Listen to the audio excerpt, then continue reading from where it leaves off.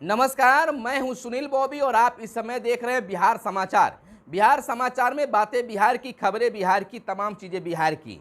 आइए हम बताते हैं बिहार की ताज़ा और बड़ी खबरों को। हर हेडलाइन को बताएंगे, आपको अपडेट करेंगे। बिहार में स्कूली शिक्षा में सुधार को लेकर बिहार सरकार शिक्षा विभाग के द्वारा लगातार प्रयास किए जा रहे हैं। यह भी चर्चा बना कि बिहार के शिक्षा मंत्री विजय कुमार चौधरी ने कहा कि एक साथ बच्चे और शिक्षकों को रखा जाए। पहली कदम की ओर शिक्षकों की समस्या का निदान भी कराया जाए।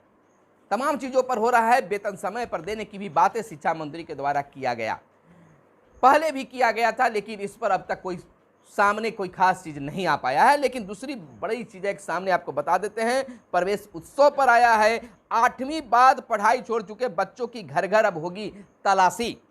अभियान शुरू किया गया है। राज्य के सरकारी विद्यालयों में 8वीं पास कर 9वीं कक्षा में दाखिला नहीं लेकर पढ़ाई छोड़ने वाले छात्र छात्राओं की घर खोज होगी। घर घर अब खोज करनी होगी और उन्हें उनके अभिभावकों और काउंसलिंग की जाएगी। पढ़ाई का न सिर्फ महत्व बताया जाएगा, बल्कि हर हाल में ऐसे बच्चों को दाखिला भी विद्यालय में कराया जाएगा। बीते दिन राज्य भर में 9वीं में दाखिले के लिए प्रवेश उत्सव विशेष नामांकन अभियान 2022 आरंभ भी किया गया।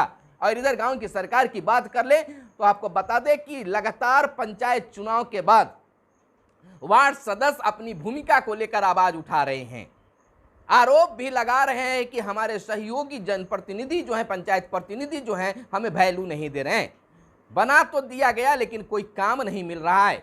जिस उम्मीद के साथ जनता ने हमें जिताया, हम उसके उम्मीद पर खरे नहीं उतर रहे हैं। हमें न तो मनरेगा के तहत कोई काम मिल रहा है, न नली गली मरम्मत करने का काम मिल रहा है, न नल जल योजना जो कई जगह पर बंद पड़े हैं उसको सुचारू रूप से चालू करने का मौका मिल रहा है।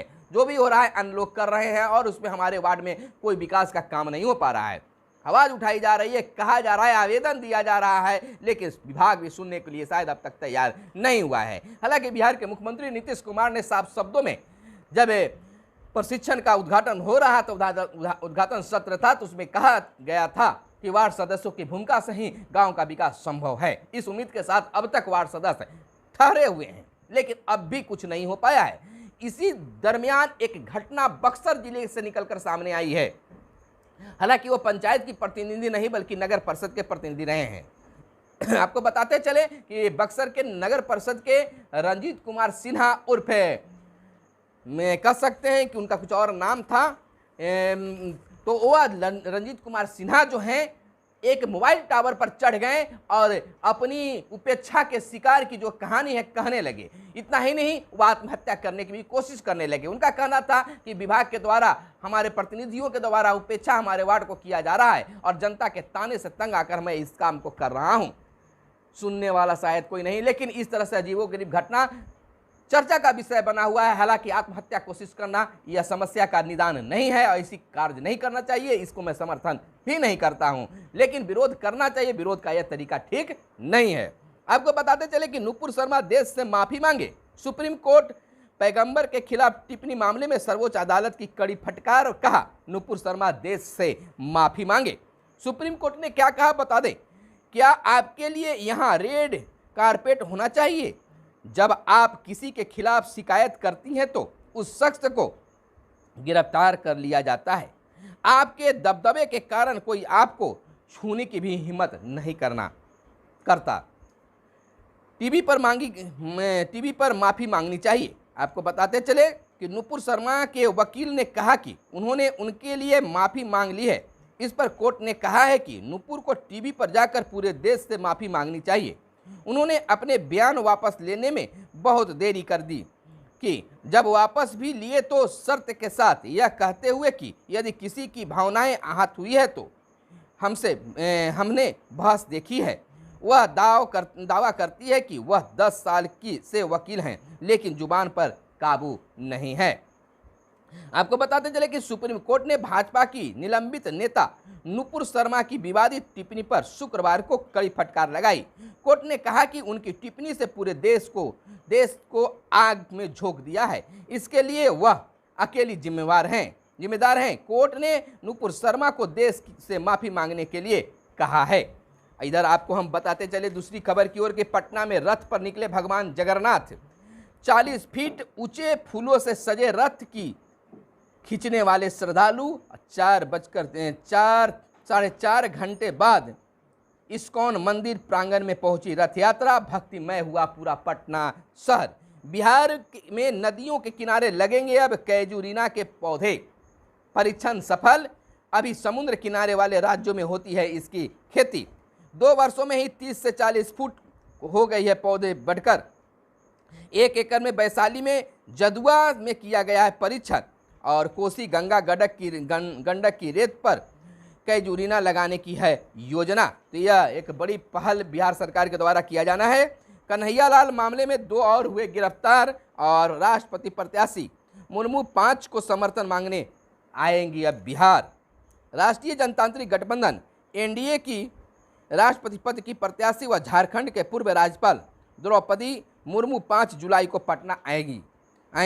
वह यहां एनडीए गठबंधन में शामिल दलों जदयू, भाजपा और हम रालोजपा के वोटरों से समर्थन की अपील करने आ रही हैं। बैंक क्लर्क के 6035 पदों के लिए निकली है रिक्तियां। युवाओं के लिए बड़ी खबर निकलकर सामने आई है कि बैंक क्लर्क के 6035 पदों के लिए निकली हैं रिक्तियां। बैंकिंग प्रतियोगिता परीक्षाओं की तैयारी करने वाले छात्रों के लिए अच्छी खबर यह है, institute of banking personal selection IBPS ने क्लर्क भर्ती के लिए अधिसूचना जारी कर दी है। अभ्यर्थी इनके वेबसाइट पर जाकर पूरी जानकारी प्राप्त कर सकते हैं। आवेदन की प्रक्रिया शुक्रवार से शुरू हो गई है। और इधर बताते पटना मुजफ्फरपुर वाले महंगी गाड़ियों के शौकीन हैं। बाहर में कोरोना की मार से उबर कार बाजार पिछले 2 वर्षों में गाड़ियों की बिक्री का रिकॉर्ड भी टूटा है। और सीएम ने वेंकैया नायडू को दी शुभकामनाएं। उपराष्ट्रपति को दी जन्मदिन की बधाई। और कांग्रेस ने अब्दुल कयूम की जयंती मनाई। जदयू शिक्षा प्रकोष्ठ के पदाधिकारी हुए चयनित। जदयू शिक्षा प्रकोष्ठ के प्रदेश पदाधिकारियों का चयन कर लिया गया है। प्रकोष्ठ के अध्यक्ष डॉक्टर अमरदीप ने जदयू प्रदेश अध्यक्ष उमेश सी कुशवाहा की उपस्थिति में पदाधिकारी की सूची जारी की। और मोहनिया में खुलेगा नया अनुमंडलीय कोर्ट। और इधर राज्य सरकार ने बिहार प्रशासनिक सेवा के 28 अफसरों का तबादला। 25 बने अपर जिला दंडाधिकारी। मुंगेर के अपर संभागता डॉक्टर विद्यानंद को पंचायती राज का उप निदेशक बनाया गया। वहीं बांका के अमिताभ सिन्हा को पटना का अपर संभारता समान बनाया गया है। इधर राज्य के 61 नगर परिषदों में नए कार्यपालक पदाधिकारी तैनात किए गए हैं। नगर विकास विभाग ने 5 कार्यपालक अभियंताओं को बनाया अधीक्षक अभियंता। 3 कनीय 7 सहायक और 20 कार्यपालकों को भी नया जिम्मा मिला। असगर अली पांडे, अरविंद और राजीव झा पटना निगम में बने प्रबंधक। और सूबे के 82 प्रखंडों में नए प्रखंड विकास पदाधिकारी किए गए तैनात। इधर रिकॉर्ड 17,671 मिलियन यूनिट बिजली का उत्पादन का है। राज्य के 4 जिलों में DMSP व DMASP व SP सम्मानित। आपको बताते चले कि नक्सली समस्या पर लगाम लगाने में CRPF की सहायता के लिए राज्य के 4 जिलों के DMASP और SP समेत 10 अफसर सम्मानित किए गए हैं। CRPF द्वारा इन अधिकारियों को महानिदेशक प्रशस्ति डिस्क और प्रमाण पत्र प्रदान करते हुए उज्जवल भविष्य की शुभकामना भी दी है। इधर बैंक क्लर्क 21 तक कर सकते हैं आवेदन। आपको जो खबर बताई गई है, ऑनलाइन आवेदन करने की तारीख जो है, ऑनलाइन पंजीयन की जो है 1 से 21 जुलाई तक है। और आवेदन शुल्क शुल्क जमा करने की जो है 1 से 21 तक ही होगी। आपको बताते चले कि पुलिस अफसरों की प्रोन्नति से पहले प्रशिक्षण की कवायद शुरू। और 14 वर्ष की सेवा पूरी कर चुके DSP होंगे अब शामिल। हिंदी में इंजीनियरिंग पॉलिटेक्निक की किताबें, यानी कि हिंदी में पॉलिटेक्निक की भी किताबें आ गई है। 1 लाख की गाड़ी पर 8% टैक्स का प्रावधान। और बढ़ते तापमान के कारण घट रही लोगों की रोग प्रतिरोधक क्षमता। असर हुआ है पशुओं में दूध देने की क्षमता और अनाज की उत्पादकता हो रही है प्रभावित। तापमान में बदलाव का सिलसिला जारी रहा तो संकट और गहराएगा। और बिहार में नदियां उफान पर हैं। लगातार बारिश हो रही है, स्थिति बिहार की और बिगड़ती जा रही है। उफान पर नदियां हैं तो बिहार का तो स्थिति होता है कि कई जगह बाढ़ चपेट में ले लेता है। तो यह थी आज की खास खबरें। कैमरे के पीछे हैं साहिल। फिर मिलते हैं अगले वीडियो में, तब तक के लिए दीजिए इजाजत। धन्यवाद। जय हिंद, जय भारत, वंदे मातरम।